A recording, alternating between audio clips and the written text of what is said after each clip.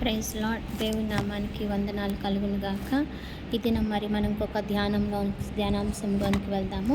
ఈ ధ్యానాంశంలోనికి వెళ్ళే ముందు మనం ప్రార్థనతో ప్రారంభం చేసుకుందాం. స్తోత్రం నాయన, స్తోత్రార్హుడ, స్తుతిపాత్రుడ యేసయ్య, నా తండ్రి నాయన, నా నోటిని నాయన, నా మాటలు నాయన మీకు అంగీకారములుగా మార్చండి. ఎలా మాట్లాడితే ప్రభువా నాయన, అయ్యా తండ్రి మా హృదయాలు తెప్పరిల్లుతాయో ప్రభువా నాయన, మీరు మాతో మాట్లాడండి. మీరే మాతో మాట్లాడి నాయన మమ్మల్ని బలపరచమని, అయ్యా మీ యొక్క విషయాలను మాకు తెలియచేయమని నాయన, మీ యొక్క సంగతులను మాకు తెలియచేయమని యేసుక్రీస్తు ప్రభు యొక్క నామం పేరట అడిగి ప్రార్థన చేస్తున్నాం తండ్రి, ఆమేన్. ఈ దినం మనము ధ్యానం చేసుకుంటున్న ధ్యానాంశము 1 కొరింథీయులకు రాసిన పత్రిక 1వ అధ్యాయము 9వ వచనము. మన ప్రభువైన యేసుక్రీస్తు అను తన కుమారుని సహవాసమునకు మిమ్మల్ని పిలిచిన దేవుడు నమ్మదగినవాడు. Praise the Lord. దేవుడు ఈ విషయం గురించి నేను బైబిల్ స్టడీ చేస్తున్నప్పుడు దేవుడు మాట్లాడుతూ వస్తున్నారు. ఎంత క్లియర్గా ఆ మాట అట్లా మాట్లాడుతున్నారంటే చూడండి, మరలా ఒక్కసారి చదువుతాను. మన ప్రభువైన యేసుక్రీస్తు అను తన కుమారుని సహవాసమునకు మిమ్మును పిలిచిన దేవుడు నమ్మదగినవాడు. ఇక్కడ దేవుడు ఈ దినాన మనతో మాట్లాడాలనుకుంటున్న మాట ఏంటంటే, తండ్రి అయిన దేవుడు యేసుక్రీస్తు ప్రభు వారి యొక్క సహవాసానికి మనల్ని పిలిచాడంట. ఈ పిలిచిన దేవుడు నమ్మదగినవాడు అని చెప్తున్నాడు. ఆ పైన వచనాల్లో చూసుకుంటే మనకి అంటాడు, మీరు ప్రభు దినం వరకు నిరపరాధులై ఉండినట్లు అంతము వరకు ఆయన మిమ్మును స్థిరపరచును. ఇక్కడ ప్రభు అయిన దేవుడు మనల్ని యేసుక్రీస్తు ప్రభు యొక్క సహవాసానికి రమ్మని పిలుస్తున్నాడు. రమ్మని సహవాసానికి మనల్ని రమ్మని ఆహ్వానిస్తూ ఉన్నాడు. ఏంటి సహవాసం? ఈ సహవాసం గురించి ఆలోచన చేస్తూ ఉన్నప్పుడు, ధ్యానం చేస్తూ ఉన్నప్పుడు దేవుడు చెప్తున్నది ఏంటంటే, దేవుడు మనతో సహవాసం చేయాలని ఇష్టపడుతున్నాడు. ఎట్లా ఇష్టపడుతున్నాడంటే, ఒక స్నేహితుడితో ఎలా సహవాసం చేస్తామో. మనం అబ్రహాం గారి గురించి చూస్తూ ఉన్నప్పుడు ఎందుకు సహవాసం చేయాలి, అసలు సహవాసం చేయటం వల్ల ఏంటి, ఎలా సహవాసం చేయాలి, ఈ 3 విషయాల గురించి ఈ దినం మనం మాట్లాడుకుందాం. చిన్న అంశాలు. ఒకటి, ఎందుకు సహవాసం చేయాలి, ఎలా సహవాసం చేయాలి, సహవాసం చేస్తే మనకేం జరుగుతుంది, ఎందుకు సహవాసం చేయాలి అంటే దేవుడు మనల్ని ఫ్రెండ్గా ఉండటానికి పిలుస్తూ ఉన్నాడు.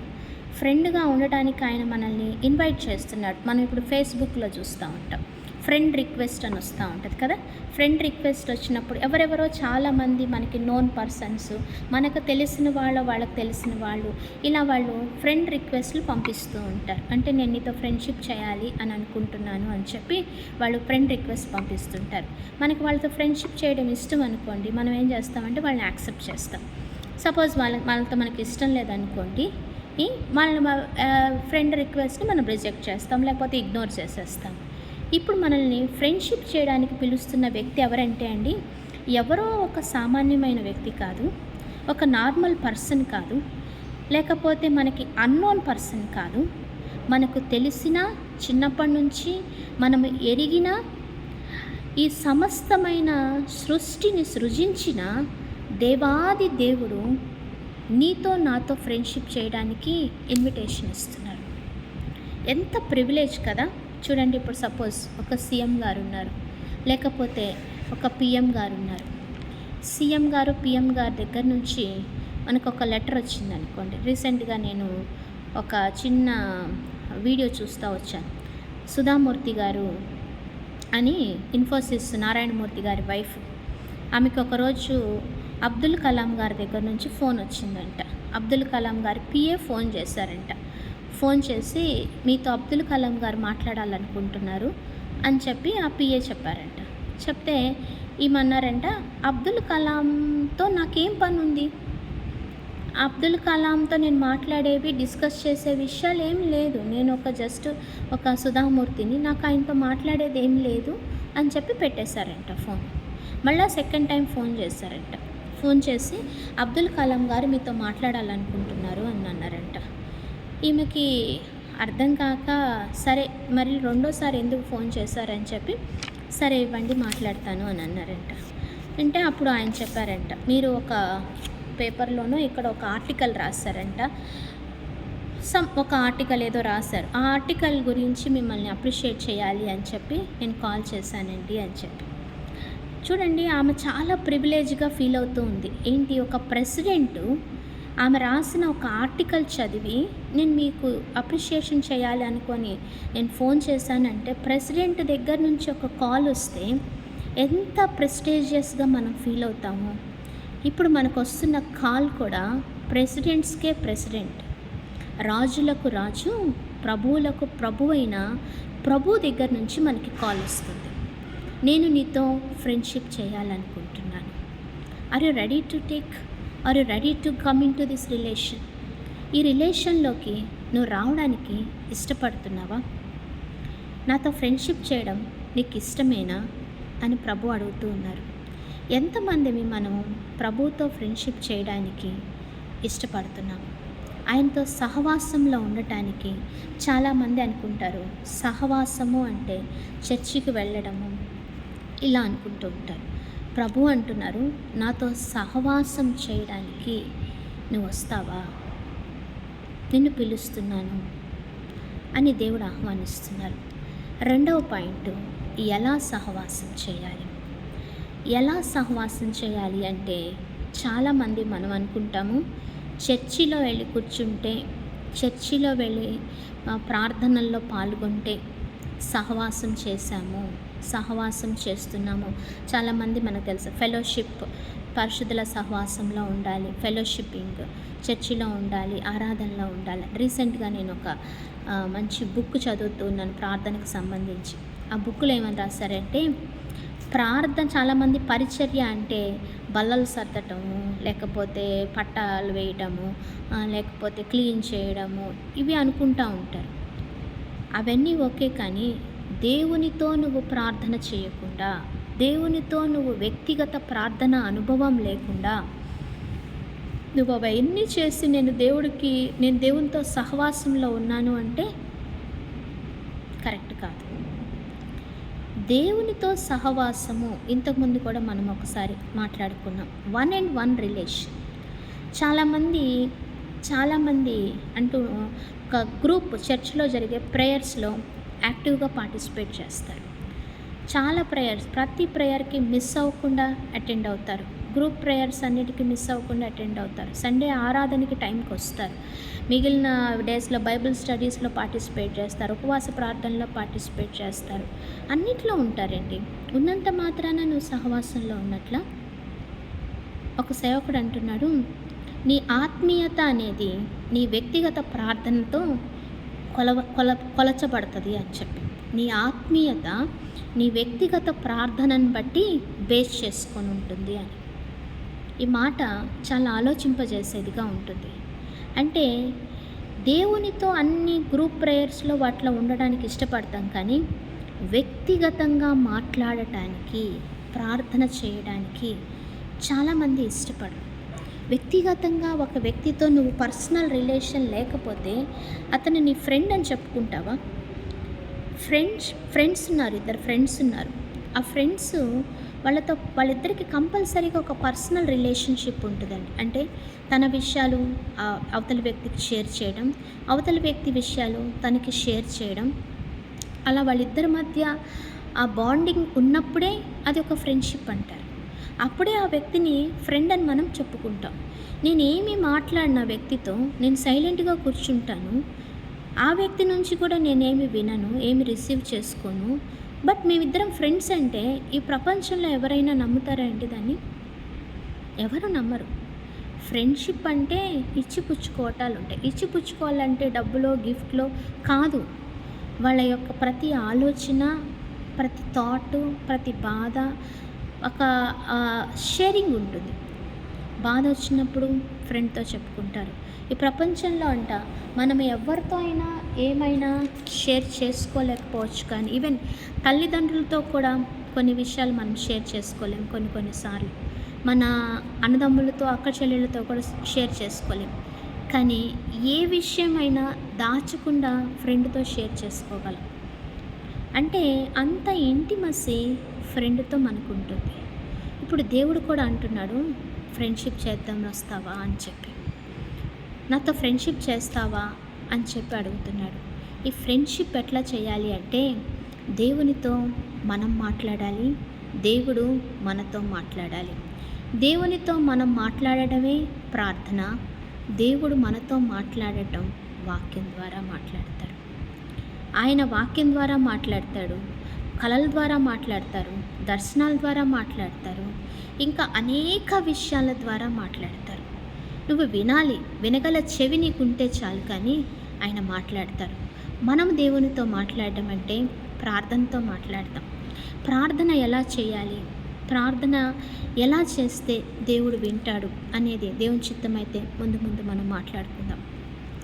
ప్రార్థన అంటే ఒక పెద్ద లిస్ట్, ఒక సరుకుల లిస్టు లాగా, సరుకుల పట్టీలాగా, లేకపోతే ఒక ఆచారపూర్వకమైన ఒక పద్ధతి ప్రకారము చేయడం ప్రార్థన కాదండి. దేవునితో నువ్వు మాట్లాడుకోవడం. నా చిన్నపిల్లలతో నేను చెప్తాను, ప్రార్థన చేసేటప్పుడు ప్రతిరోజు వాళ్ళు రిపీటెడ్గా ఒకటే పదాలు చిన్నప్పటి నుంచి నేర్పించినవి ఉన్నాయి, అవే వాళ్ళు ప్రార్థన చేస్తూ ఉంటారు. అప్పుడు నేను చెప్తూ ఉంటాను, ప్రార్థన అంటే నాన్న నువ్వు రోజు చేసే ప్రార్థన కాదు. నీకు ఇవాళ ఏమనిపిస్తుంది? నీ ఎదురుగా యేసయ్య ఉన్నాడు, నువ్వు యేసయ్యతో ఇవాళ ఏం అడగాలనుకుంటున్నావు, ఇవాళ యేసయ్యతో ఏం మాట్లాడాలనుకుంటున్నావు, ఏ విషయం నువ్వు షేర్ చేసుకోవాలనుకుంటున్నావు, అది మాట్లాడు, అది చెప్పు. Pouring your entire heart unto the feet of the lord. దేవుని పాదాల దగ్గర నా హృదయంలో ఉన్న ప్రతి ఆలోచన, ప్రతి తలంపు, ప్రతి బాధ, ప్రతి దుఃఖము, ప్రతి సంతోషము దేవుని పాదముల దగ్గర నేను పోర్ చేస్తున్నప్పుడు, నేను ఆయనతో మాట్లాడుతున్నప్పుడు, feel when you are praying that God is in front of you. దేవుడు నా ముందు ఉన్నాడు అని చెప్పి మనం ఆలోచన చేస్తున్నప్పుడు మనకి రొటీన్ ప్రేయర్స్ రావండి. మనకి రొటీన్గా రాదు ప్రార్థన, డిఫరెంట్గా వస్తుంది. ఇది కొత్తగా ఉంటుంది. ఈరోజు చెప్పుకోవాలనుకున్న విషయాలు వేరే ఉంటాయి, రేపు చెప్పుకోవాలనుకునే విషయాలు వేరే ఉంటాయి. ఇవాళ బాధ వేరు ఉంటుంది, రేపు కొత్తగా ఇంకో సంతోషం ఉంటుంది. We have to share everything. That is the type of fellowship God wants. దేవుడు అంటున్నాడు ఆదికాండం 18వ అధ్యాయం 17వ వచనంలో అంటున్నాడు, అప్పుడు యెహోవా నేను చేయబోవు కార్యము అబ్రహామునకు దాచెదనా అంటున్నాడు. చూడండి ఎంత గొప్ప విషయము. అబ్రహాము కంట నేను చేయాలనుకుంటున్న కార్యము దాస్తానా అంటున్నాడు. ప్రార్థన చేయడం వలన, లేకపోతే దేవునితో ఫెలోషిప్ చేయడం వలన, ఫ్రెండ్షిప్ చేయడం వలన ఏం జరుగుతుంది? ఏంటి? దేవునితో ఫ్రెండ్షిప్ చేస్తే నాకేం వస్తుంది? ఈ లోకంలో ఫ్రెండ్స్తో ఫ్రెండ్షిప్ చేసామనుకోండి, జాయ్ వస్తుంది. అంటే అవన్నీ నిమిషం మాత్రము, క్షణమాత్రం ఉండే సుఖాలు వస్తాయి. జాయ్ ఏవో ఈ లోకంలో ఉంటాయి, ఫన్ ఏవేవో ఉంటాయి. బట్ దేవునితో ఫ్రెండ్షిప్ చేస్తే ఏముంటుంది తెలుసా? దేవుడి విషయాలు, దేవుని మర్మాలు దేవుడు నీకు బయలుపరచాలనుకుంటున్నాడు. సొదొమ గొమొర్రా నాశనం చేయాలనుకుంటున్నాడు. సొదొమ గొమొర్రా వైపు వెళ్ళిపోతా వెంటనే అంటున్నాడు, నేను అబ్రహాంకి దాస్తానా, నేను చేయాలనుకున్న పనిని నేను అబ్రహాంకు దాస్తానా అని అంటున్నాడు. ఐజయా 41:8 అంటాడు, నా స్నేహితుడైన అబ్రహాము సంతానమా. దేవుడు అబ్రహాముని నా స్నేహితుడు అని చెప్పాడు. అసలు దేవునితో ఆయన మాట్లాడుకుంటూ ఉన్నాడు. ఇంకొక విషయం చెప్పనా, అబ్రహాముని బలపరచటానికి, అబ్రహాము గారిని దీవించటానికి యేసుక్రీస్తు ప్రభువు, తండ్రి అయిన దేవుడు, పరిశుద్ధాత్ముడు ముగ్గురు దిగొచ్చారండి పరలోకంలో నుండి. ఆయన ఊరికి మీ ముందు అధ్యాయంలో మనం చూస్తే వాళ్ళ ముగ్గురు దిగొచ్చారు ఆ పట్టణానికి. ఆయన ఇంటికి వచ్చారు. ఆయన బలపరచడానికి, ఆయనకి వాగ్దానం ఇవ్వటానికి తండ్రి అయిన దేవుడే దిగొచ్చారు. ఎంత privilege! God has come into his house. ఆయన ఇంటిలోనికి వచ్చారు, ఆయనతో మాట్లాడుతున్నాడు. మీదటికి కాలంకి వచ్చేసరికి సారా గర్భం ధరిస్తుంది అని అంటున్నాడు. ఇంకొక విషయము, ఆ మాట చదివిన తర్వాత నేను తర్వాత అధ్యాయాలన్నీ ధ్యానం చేస్తున్నప్పుడు 21వ అధ్యాయంలో మళ్ళా చూస్తే శారమ్మకు పిల్లోడు పుట్టేశాడు. పరిశుద్ధాత్మ యెహోవా ఆమె తానిచ్చిన మాట చొప్పున శారాను గూర్చి చేశాను అని ఉంది. పిల్లోడు పుట్టాడు, ఇస్సాకు అని పేరు పెట్టారు. శారా ఏమో హాగరు దాసి కుమారుడు నా కుమారుడితో ఉండటానికి వీల్లేదని అంటుంది. అక్కడ మనం ఆ వచనాలన్నీ ఒకసారి మీరు రీడ్ చేస్తే అర్థమవుతుంది. అబ్రహాం గారంట కూర్చొని సంతాపడుతున్నాడంట. చాలా బాధ అనిపించిందంట ఆయనకి. హాగరు కుమారుడు కూడా ఆయనకి పుట్టిన ఆయనే కదా. చాలా బాధ అనిపించింది. ఆయన సంతాపపడ్డాడని మాత్రమే రాయబడింది బైబిల్లో. కానీ కింద వచనంలో ఏముందో తెలుసా? అప్పుడు యెహోవా, అయితే దేవుడు, ఈ చిన్నవాని బట్టి నీ దాసిని బట్టి నీవు దుఃఖపడవద్దు, శారా నీతో చెప్పు ప్రతి విషయంలో ఆమె మాట విను. ఆయన బాధపడుతున్నాడు, దేవుడు మాట్లాడుతున్నాడు. ఎంత చూసారా, ఎంత intimacy. When we feel this one we can understand. అంటే ఆయన మాట్లాడుతున్నాడు, ప్రేయర్ కూడా చెయ్యట్లా, ఆయన మనసులో బాధపడుతున్నాడు, పైనుండి దేవుడు మాట్లాడుతున్నాడంట. That is the heart of God. నువ్వు ఆయనతో ఫ్రెండ్షిప్ చేస్తే ఆయన ప్రతి నిమిషము ప్రతి సమయము నీతో ఉంటాడు. నెక్స్ట్ వచనాల్లో చూస్తే అంటే అబ్రహాం గారు వేరే అబీమెలెకు సేనాధిపతి అయిన ఫీకోల్ వచ్చి అంటున్నాడు, నీవు చేయు పనులన్నింటిలో దేవుడు నీకు తోడై ఉన్నాడు అని. ఎవరు సాక్ష్యం చెప్తున్నారండి? వేరే వాళ్ళు ఎవరో వచ్చి వాళ్ళు సాక్ష్యం చెప్తున్నారు, దేవుడు నీకు తోడై ఉన్నాడు కనుక నువ్వు మాతో నిబంధన చేసుకో, మమ్మల్ని నాశనం చేయబాకు అని చెప్పి వాళ్ళకి చెప్తూ ఉన్నాడు. అంటే దేవునితో ఫ్రెండ్షిప్ చేస్తే God is with you in all circumstances. In every circumstances ఆయన నీతో ఉంటాడు. నువ్వు మొరపెట్టక ముందే ఆయన సమాధానం ఇస్తాడు. నువ్వు ఏడ్చినప్పుడు నిన్ను ఓదారుస్తాడు. ఈ మనుషుల ఓదార్పు, ఈ మనుషుల బాధ, ఈ మనుషులు చేసే పరిస్థితులు మనల్ని ఒక్కోసారి వాళ్ళు ఓదార్చే విధానం మనం ఓదార్చలేరేమో, కానీ God is when with us. So ఎవ్వరు కూడా మనల్ని ఏమీ చేయలేరు. మనకి ఆ యొక్క ప్రొటెక్షన్, ఆ షీల్డ్ ఆయన మనతో ఉంటారు, మన చుట్టూ ఉంటుంది ఆ shield. And every time he cares about, he pores the love. నీ మీద ప్రేమను పోస్తాడు ఆయన. అంతకన్నా ఏం కావాలండి? అంతకన్నా మనకి ఏం కావాలి? దేవుడు ఇంకా గూఢార్థమైన సంగతులను, రాబోయే విషయాలను, మర్మాలను మనకు బయలుపరచాలనుకుంటున్నాడు. Now God is asking, will you friendship with me? నువ్వు నాతో స్నేహం చేస్తావా? నాతో ఫ్రెండ్షిప్ చేస్తావా? నాతో సహవాసం చేయడానికి నువ్వు ఇష్టపడుతున్నావా? దేవుడు మనల్ని పిలుస్తూ ఉన్నాడు.